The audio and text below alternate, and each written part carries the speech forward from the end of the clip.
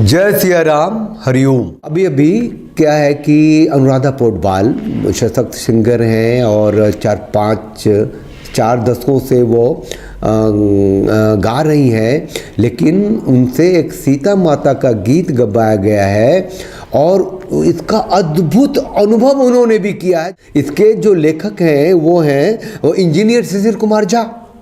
ये इंजीनियर शिशिर कुमार झा कौन है भाई?